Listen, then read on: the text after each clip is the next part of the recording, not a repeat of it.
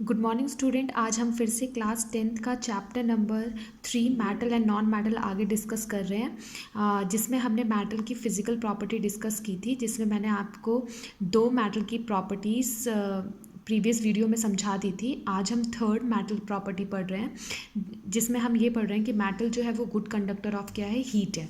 तो मेटल जो है, कोई भी मेटल है तो वो क्या है, गुड कंडक्टर ऑफ हीट। जैसे एग्जांपल के लिए सबसे अच्छा जो बेस्ट कंडक्टर ऑफ हीट माना जाता है वो किसे माना जाता है, सिल्वर को। ठीक है, सिल्वर का सिंबल क्या होता है, कैपिटल ए स्मॉल जी।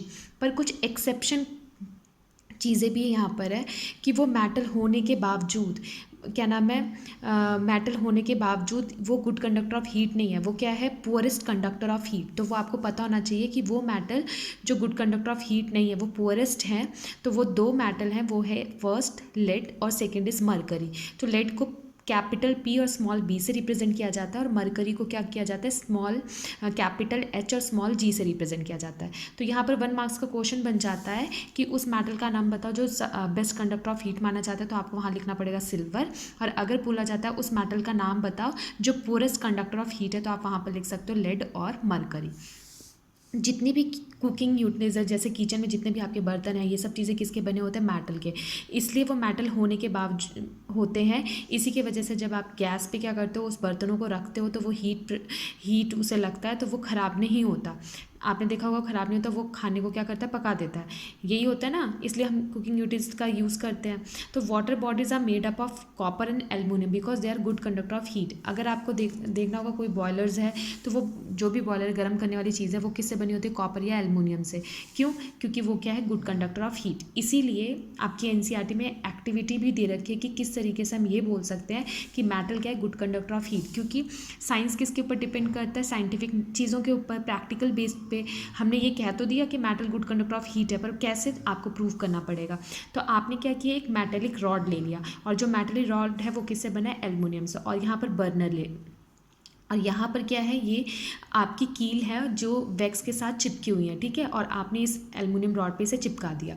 जैसे आपने बर्नर को ऑन किया, जैसे ये रॉड यहाँ से क्या हुआ, हीट जैसे पास हुआ, तो इसका मतलब ये जो रॉड है वो क्या है, मेटल है, और metal good conductor of heat है। तो वो यहाँ से गर्म होते होते धीरे धीरे धीरे कहाँ पर पहुँचेगा, इस साइड पहुँचेगा, लेफ्ट से राइट के साइड में पहुँचेगा। तो जो आयरन नेल्स है वो पिघल के क्या हो जाएंगी, जो वैक्स होगा वो पिघल जाएगा, और आयरन नेल्स मतलब जो आपकी कील है वो क्या हो जाएंगी, नीचे गिर जाएंगे। तो जिससे आप ये कह सकते हो कि हाँ, इस एक्सपेरिमेंट से हमें ये पता चला जो एल्युमिनियम रॉड है वो क्या है, मेटल से बना हुआ है, इसलिए इसे गुड कंडक्टर ऑफ हीट बोला जाता है।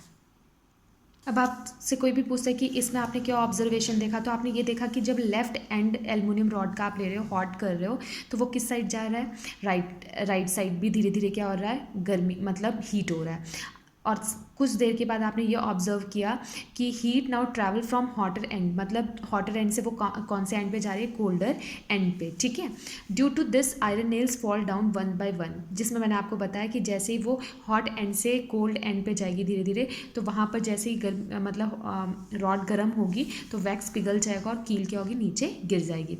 रिजल्ट हमें ये मिलता है कि वी कंक्लूड दैट, हमने ये देखा कि एल्युमिनियम जो है मेटल रॉड वो क्या है, गुड कंडक्टर ऑफ हीट। तो क्यों है, क्योंकि मेटल को जब भी आप हीट करते हो, उसके जो एटम्स होते हैं वो हमेशा क्या करते हैं, एनर्जी को गेन करते हैं। क्या करते हैं, एनर्जी को गेन करते हैं और वाइब्रेट करते हैं, और जल्दी से वाइब्रेट करके, और वो उनका मूवमेंट भी क्या होता है, फास्ट होता है।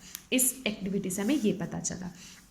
नेक्स्ट फिजिकल प्रॉपर्टी है मेटल की, जितने भी मेटल होते हैं वो गुड कंडक्टर ऑफ क्या होता है, इलेक्ट्रिसिटी। आपने देखा होगा कि कोई भी आप सर्किट बनाते हो तो उसमें आप क्या करते हो, वायर का यूज़ करते हो। अगर मान लो आप वहाँ पर वायर का जो यूज़ कर रहे हो उसमें प्लास्टिक होता है, प्लास्टिक कवर होता है, पीवीसी पॉलीविनाइल क्लोराइड से बना होता है। तो पीवीसी के अंदर जब आप देखते हो प्लास्टिक कवर को हटाते हो उसके, तो उसमें देखा होगा आपने, क्या नाम है, वहाँ पर कॉपर वायर्स होते हैं ना, कॉपर वायर्स, ये तो वो, और सिल्वर वायर्स यूज़ किए जाते हैं, तो वो क्या है, मेटल है, इसलिए उसे क्या कहा गया, गुड कंडक्टर ऑफ इलेक्ट्रिसिटी।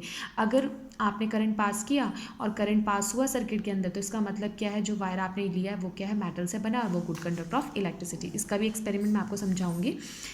आपको याद रखना है कि अगर जो मेटल है उसका रेजिस्टेंस अगर कम होगा, किसी भी मेटल का रेजिस्टेंस कम होगा, तो इसका मतलब याद रखना उसकी इलेक्ट्रिकल कंडक्टिविटी क्या होगी, उतनी ही ज़्यादा होगी।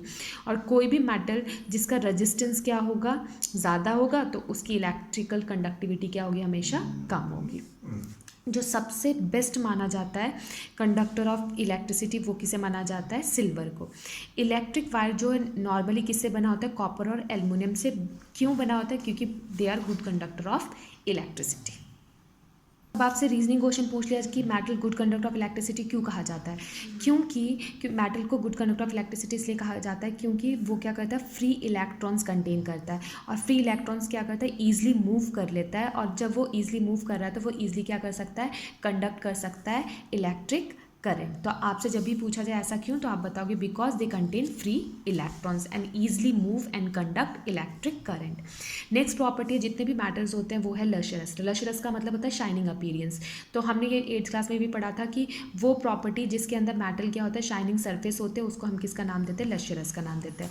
और जो मेटल है जो लशरस है, सोने की तरह चमकता है, वो फेड कभी नहीं होता। वो आपने देखा होगा आपका क्या है? गोल्ड।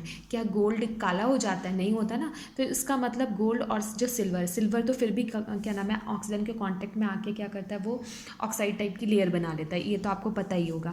जब हम पायल या ये सब चीज़ें पहनते हैं, चांदी की चीज़ें पहनते हैं, तो कुछ दिनों के बाद वो क्या होती है? कलर उसका थोड़ा सा फेड हो जाता है।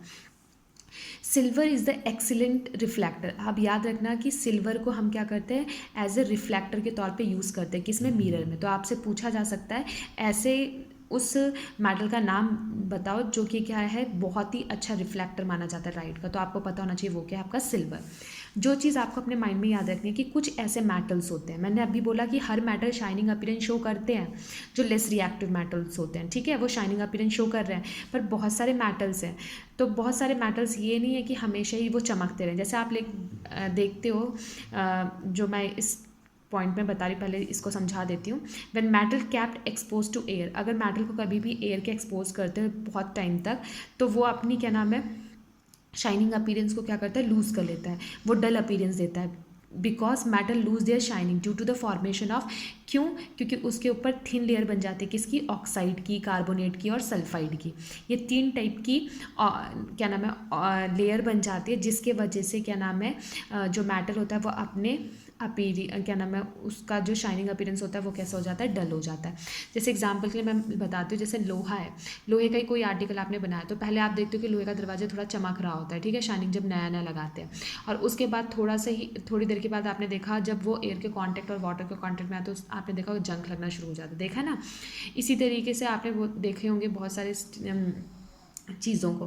जैसे कॉपर है, अगर आप क्या करते हो? भगवान की पूजा करने के लिए लोटा बोला जाता है, उसे खरीद के लेके आते हो, तांबे का लोटा, या तो वो स्टार्टिंग में कितना चमकता है, कितना अच्छा लगता है, और धीरे धीरे जैसे ही वो पुराना होता है उसके ऊपर क्या होती है? ऑक्साइड की लेयर चढ़नी शुरू हो जाती है, और वो अपनी क्या नाम है? लशरस प्रॉपर्टी को क्या करता है? थोड़ा सा लूज़ कर देता है, और वो डल अपीयरेंस शो करता है। और डल अपीयरेंस क्यों शो करता है? क्योंकि उसके ऊपर क्या होता है?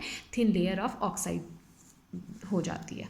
नेक्स्ट, जितने भी मेटल्स होते हैं वो हार्ड होते हैं, पर कुछ एक्सेप्शन है, जैसे सोडियम और पोटेशियम, ये हार्ड नहीं, ये क्या होते हैं? सॉफ्ट होते हैं, ठीक है, सॉफ्ट होते हैं, जिसके वजह से ये ईजिली क्या होते हैं? नाइफ से कट जाते हैं। तो आपसे पूछा जा सकता है ऐसे मेटल का नाम बताओ जो हार्ड नहीं है, वो सॉफ्ट फॉर्म में होता है, तो वो आपको याद होना है सोडियम और पोटेशियम। एक्सेप्शन आपको ज़्यादा याद रखना है। नेक्स्ट, जितने भी मेटल्स होते हैं वो क्या होते हैं? स्ट्रॉन्ग होते हैं, because they can hold large weight. क्योंकि वो स्ट्रॉन्ग इसलिए होते हैं क्योंकि वो ज़्यादा से ज़्यादा वेट को क्या कर सकते हैं? होल्ड कर सकते हैं। जैसे एग्जांपल के ब्रिज बनाने के लिए आप किसका यूज़ करते हैं? आयरन। पर एक्सेप्शन है, कुछ ऐसे मेटल्स हैं जो स्ट्रॉन्ग नहीं होते, वो है सोडियम और पोटेशियम।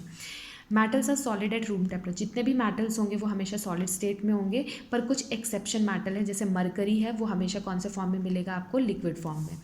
मेटल की हमेशा मेल्टिंग और बॉइलिंग पॉइंट क्या होती है? ज़्यादा। पर सोडियम और पोटेशियम जो है ऐसे मेटल हैं जिसके अंदर मेल्टिंग और बॉइलिंग पॉइंट क्या होती है? हमेशा कम होती है। और गैलियम और सीजियम 2 ऐसे मेटल हैं जिसकी मेल्टिंग पॉइंट क्या होती है?